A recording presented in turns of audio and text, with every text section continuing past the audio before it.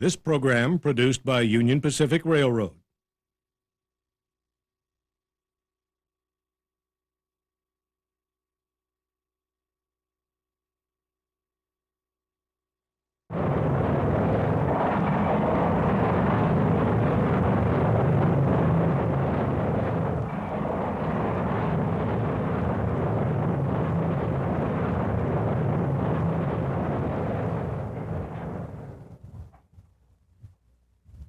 What went wrong?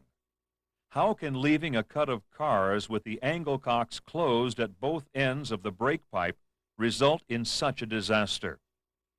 To understand why bottling the air creates such a dangerous situation, it will be necessary to acquire a working knowledge of the air brake system. Every freight car is equipped with 5 basic air brake components: the brake pipe, control valve, auxiliary reservoir, emergency reservoir, and the brake cylinder with related rods, levers, rigging, and brake shoes. Let's explore the basic function of these components. The brake pipe may be considered the signal relayer. It is a continuous air line consisting of pipe and flexible hose. The brake pipe extends from the front of the train through each car to the rear of the train. It is closed at both ends during normal train operation, allowing pressurization. Brake pipe pressure is controlled through the operation of the automatic brake valve on the locomotive, except for some minor leakage in the system. The auxiliary reservoir is a storage tank charged from the brake pipe. This stored air pressure is delivered to the brake cylinder during service brake applications. The emergency reservoir is also a storage tank charged by the brake pipe. Air pressure from this reservoir is used primarily for emergency brake applications. A small portion of this air is also used during service releases to help recharge the system. The control valve consists of an emergency and service portion and is the signal receiver, the brain of the freight car. The control valve receives and interprets changes in brake pipe pressure and responds to apply or release brakes according to these pressure fluctuations. The brake cylinder, when pressurized, provides movement through a piston and a series of rods and levers to force the brake shoes against the wheel. This pressure provides the major retarding force necessary to slow or stop a train. The basic components are interconnected to one another through the control valve by piping. To better understand the control valve functions in applying or releasing brakes, let's look at some basic principles. Pressurized air stored on the locomotive moves through the brake valve into the unpressurized brake pipe. Given enough time, the entire brake pipe will attempt to charge to the pressure that is applied at the head end. The normal charging process may take up to 1 hour for a 115-car train. Union Pacific standards require brake pipe pressure to be set at 90 pounds per square inch. As the brake pipe air pressure increases during this charging process, the auxiliary and emergency reservoirs on each car are also charged. Let's examine the freight car control valve operation, concentrating only on the auxiliary reservoir. By dissecting the control valve, examination of the internal parts can be made. The major component in the control valve is the service piston and related slide valve. The slide valve moves by applying air pressure to the service piston. Look what happens as the train is being charged. Since there is no air pressure in the auxiliary reservoir or the brake cylinder, the brakes are released. At each car, air diverts down the branch pipe. When the air pressure is sufficient to overcome friction of the moving parts, 1.5 pounds pressure is necessary. The piston and slide valve are forced to move. Notice when the piston moves, a port is uncovered, allowing brake pipe air to flow through a charging choke. Pascal's principle tells us that air will also flow into the auxiliary reservoir. Pressure will continue to build in the reservoir and on the back of the piston until equalized with the brake pipe. Once equalization is reached, the system is charged. The slide valve will remain stationary until there is sufficient air pressure change on either side of the piston to cause movement. To apply the train brakes, the engineer moves the automatic brake valve handle into the service zone. This allows brake pipe air to vent to atmosphere at a controlled rate. As a result, pressure throughout the brake pipe decreases, which also decreases the pressure on the left side of the service piston.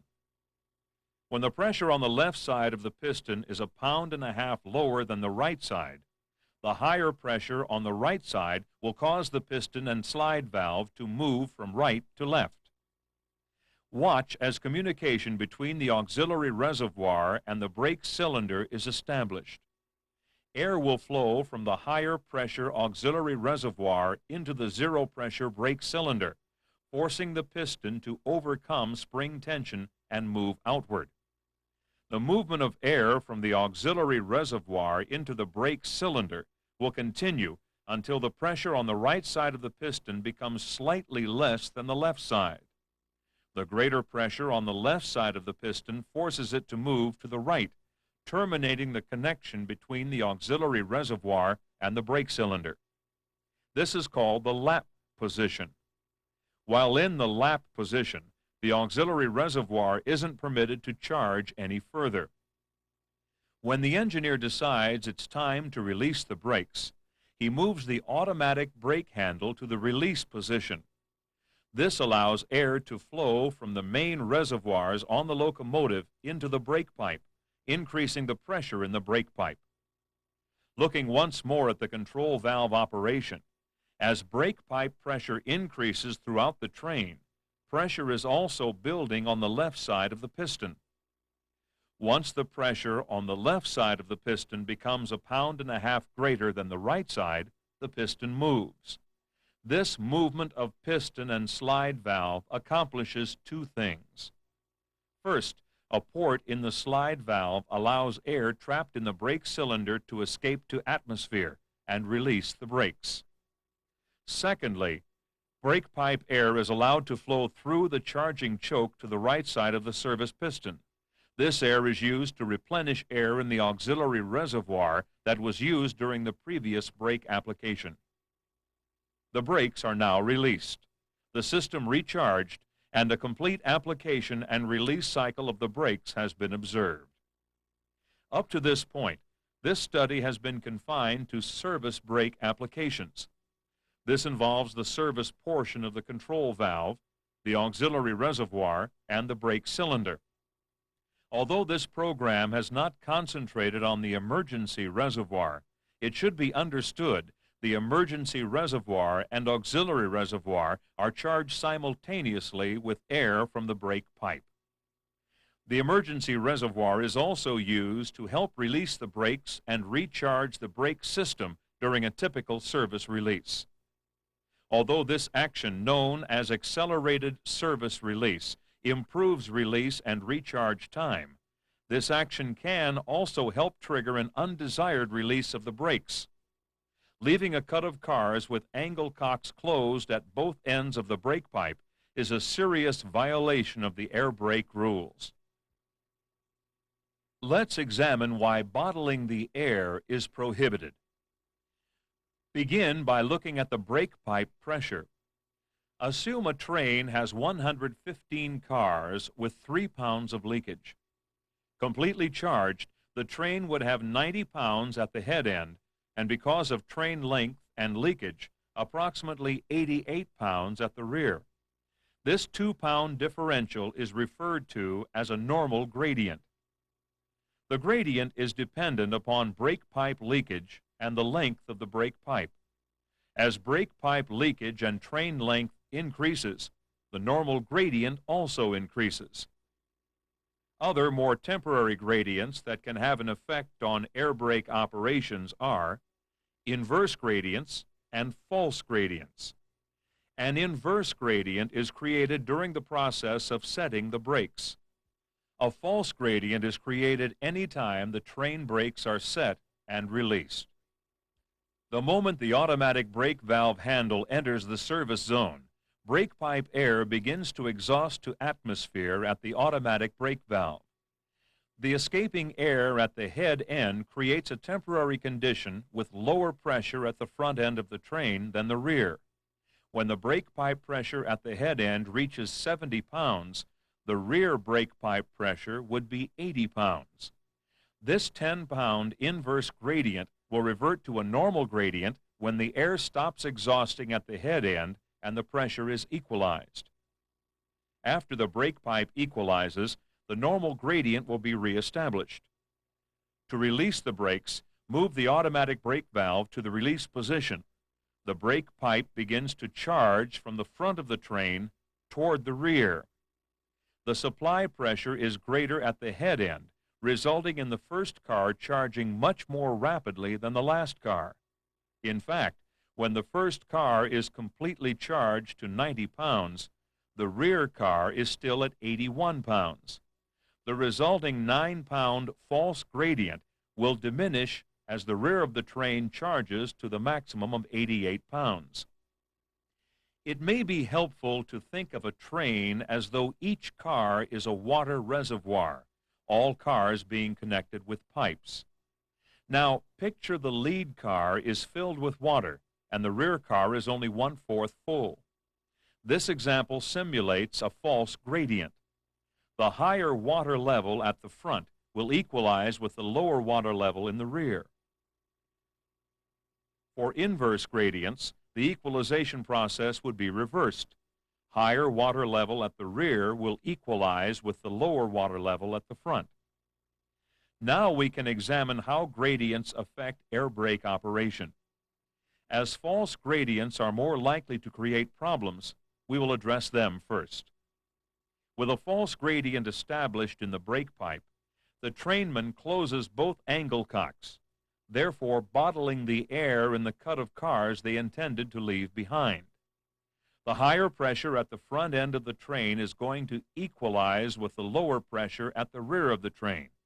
This equalization process will cause the rear end pressure to rise.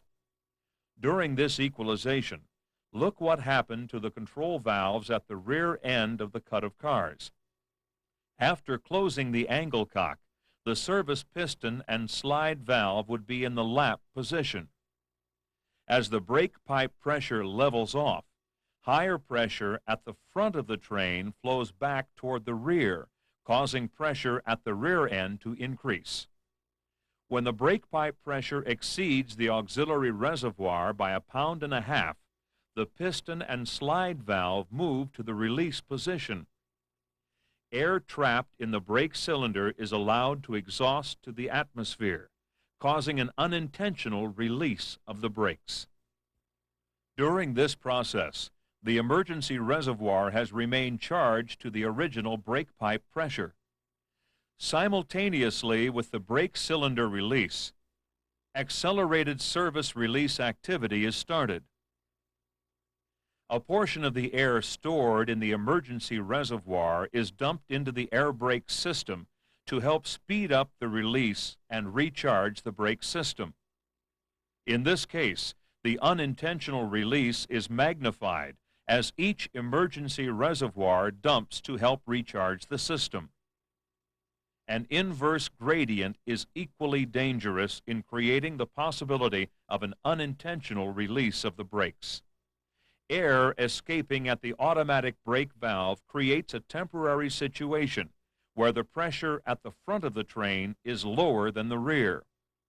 As the higher rear end pressure equalizes, the head end pressure rises.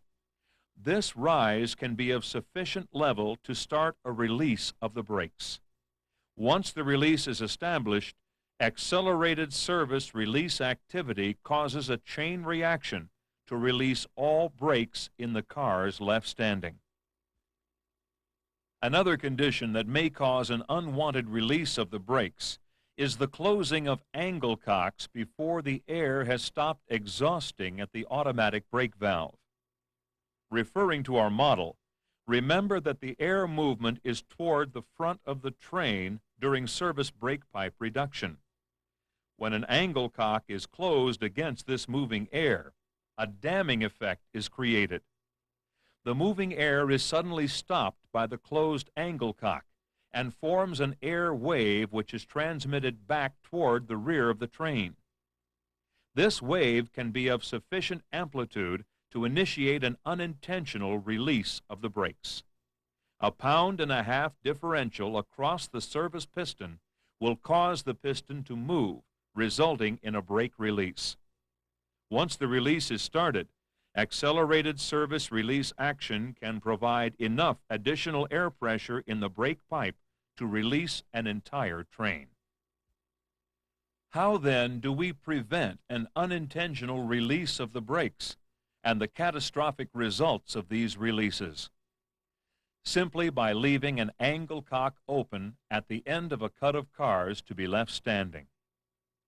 With the brake pipe being open to atmosphere, there is no possibility of the brake pipe pressure increasing to a level which would result in a release of the brakes. It is imperative the crew member at the angle cock does not close it until the proper signal is received. Equally as important, the engineer must not give the signal to close the angle cock until the air has stopped exhausting at the automatic brake valve. This presentation has explained the dangers of bottling the air. This practice is a shortcut we simply cannot afford. Remember, always leave the angle cock open when detaching from a cut of cars.